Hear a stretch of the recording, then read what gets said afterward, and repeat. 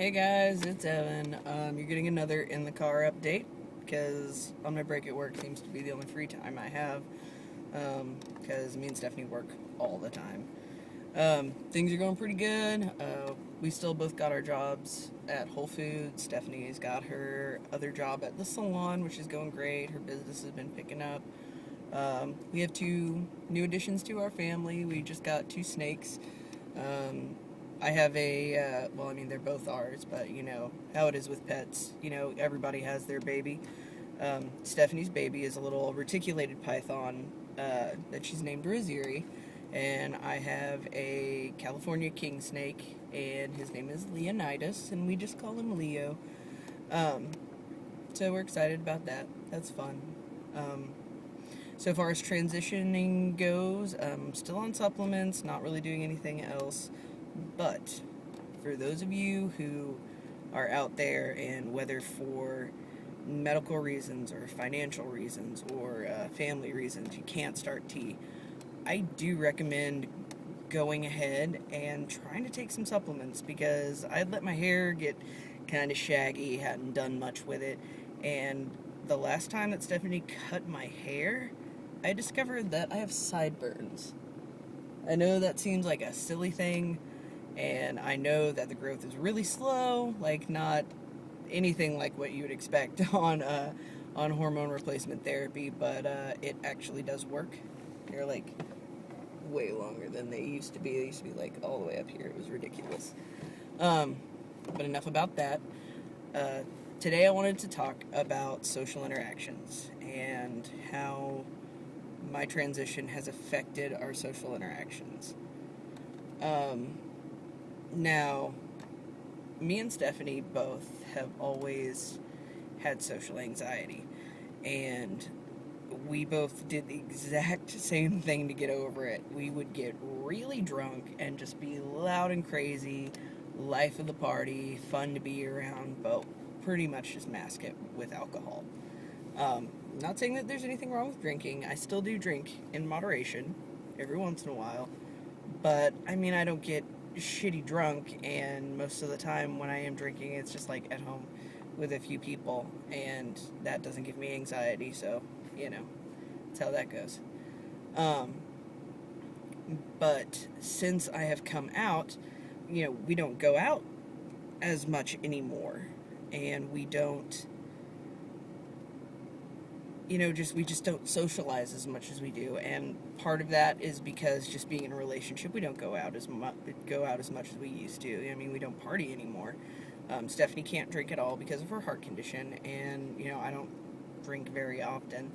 So I mean, we're just kind of, the way our life is headed didn't fit into that lifestyle. But also, I get really uncomfortable in social situations now.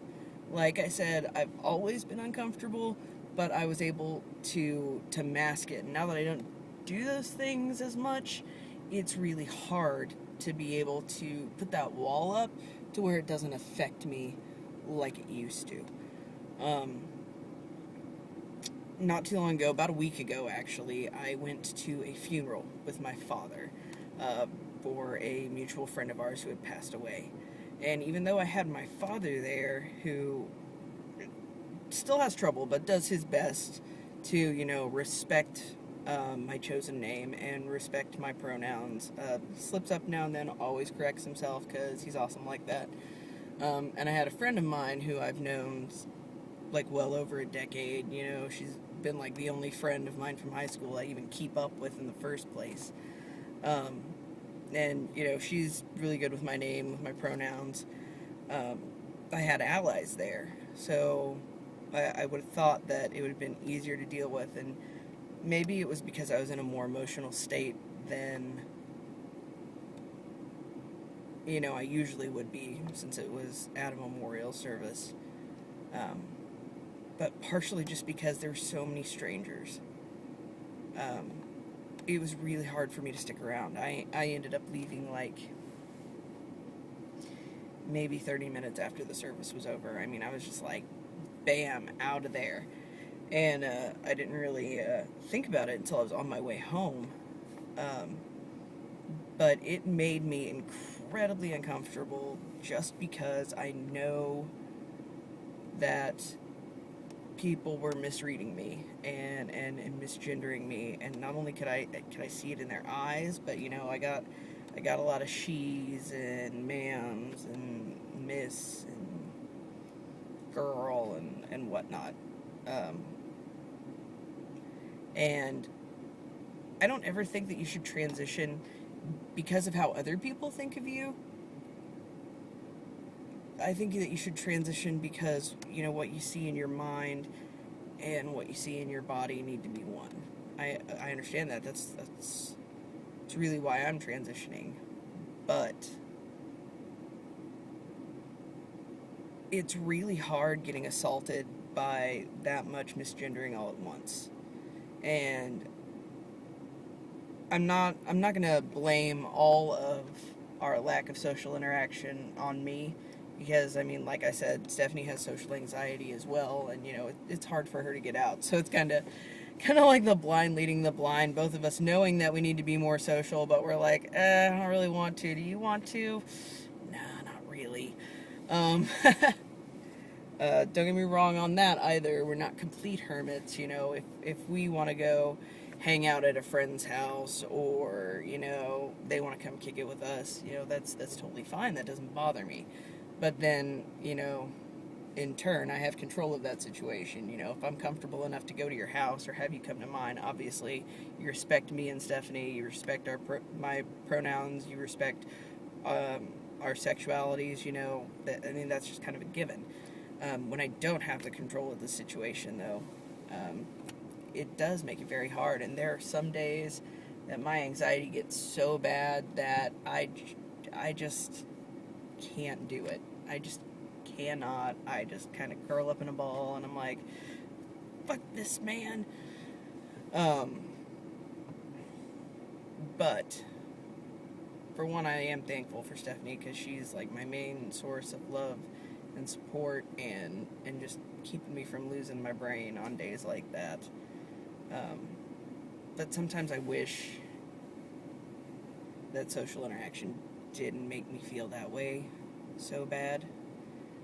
And I know as time goes on and I get further in my transition and I start to develop more masculine features and I don't get misgendered as often, I know it'll get better, and I'll be more okay in social situations.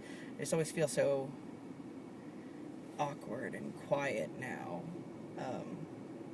Just because I'm trying to say as little as possible, either because I'm mad at being misgendered, or I can just kind of feel people's eyes on me.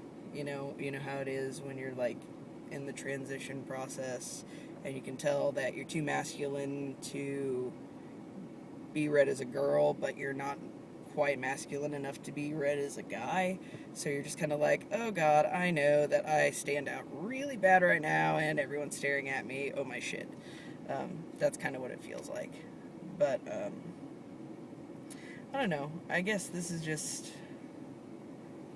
me getting that out and just acknowledging to my friends, even though not many of them watch my videos. Me. Still, it's just putting it out there in the universe, I guess. That I don't not love my friends. I don't not love to hang out with them and to spend time with them. I just like when we get invited out to dinner, or out to like, hey, let's go bowling, let's go play laser tag, let's go, do this or do that. It just, all that runs through my mind is that panic. And I know it'll get better. I know it will. I mean, it's already gotten 1,000 times better from where it was even 2 months ago. But it's not about not wanting to. It's about not being able to yet. So yeah, that's that.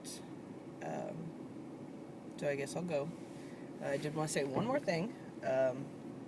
On Tumblr, yes, I'm on Tumblr. I do the blogging thing.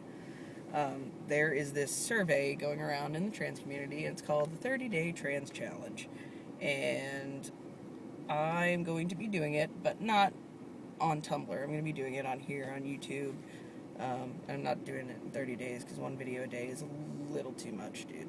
That's too much pressure for me. I'd forget and then I'd stress out because I missed a day and whatever. So I'm going to try to do it like once a week. I'll answer one of the questions and make just a little short video about it.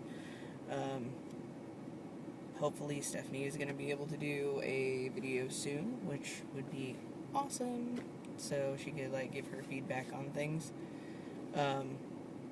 And until those two things happen, I guess I will see you guys then. Bye.